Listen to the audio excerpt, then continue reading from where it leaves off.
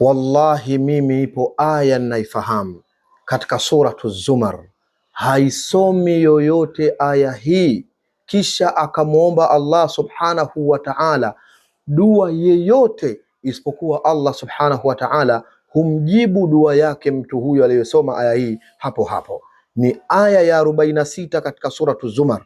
Inasemaje? Qulillahumma fatira samawati wal ard alima alghaibi washahada anta tahkum baina ibadika fima kanu fihi yakhtalifun.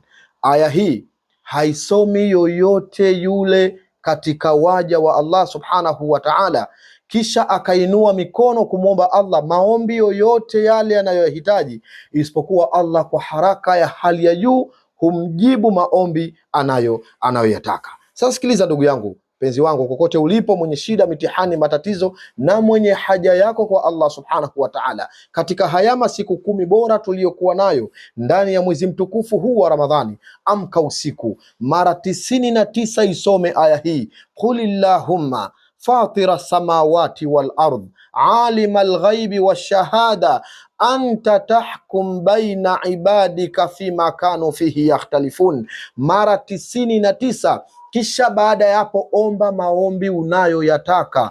Ninakuapia ndugu yangu Muislam, kwa jina la Allah subhanahu wa ta'ala, Mwenyezi Mungu atakujibu, Mwenyezi Mungu atakujibu, Mwenyezi Mungu atakujibu kila utakachomuomba baada ya kuisoma aya hii. Usiku amka, haya masiku 10, wacha kulala, wewe ni muhitaji. Wacha uvivu, wewe unahitaji. Wewe una matatizo, umeteseka mwaka mzima, umelia mwaka mzima, umehangaika mwaka mzima, umeteseka, umeumia, una maradhi, una matatizo na mitihani. Kwa nini ulale haya masiku 10? Amka usiku wa manane, sema qulillahumma fatira samawati wal ard alima alghaibi washahada anta tahkum baina ibadika fima kanu fihi yakhtalifun, mara 99. Soma maneno haya ya Allah subhanahu wa ta'ala, kisha omba maombi unayoyataka. Ndugu yangu Muislam, ninakuapia utajibiwa kwa idhini ya Allah subhanahu wa ta'ala. Aya ya 46 katika suratu Zumar. Chukua mushaf, fungua suratu Zumar, katazame aya 46, utaikuta inasema maneno hayo, insha al-Maula jalla jalaluhu. Ebu kamata hili ninalokupa ndugu yangu Muislam, daima kwa idhini ya Allah subhanahu wa ta'ala. Sina wasiwasi, unakwenda kubadilisha kila kitu kinachokusumbua katika nafsi yako. Baada ya hapo, una maombi yoyote yale muombe.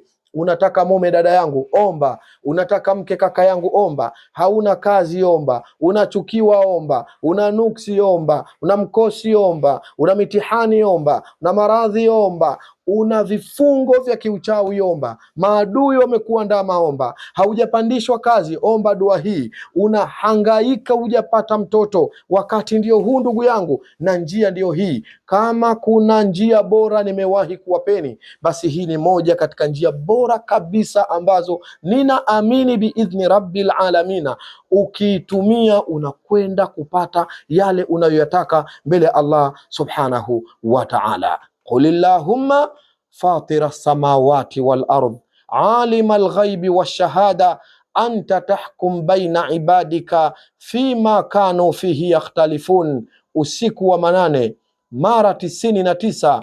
Kisha baada ya hapo omba maombi yako yoyote unayoyataka. Wallahi kwa idhini ya Allah utajibiwa kile ulichoomba. Shukran lakum, jazakumullah khair. Salamullahi alaikum wa rahmatuhu wa barakatuh.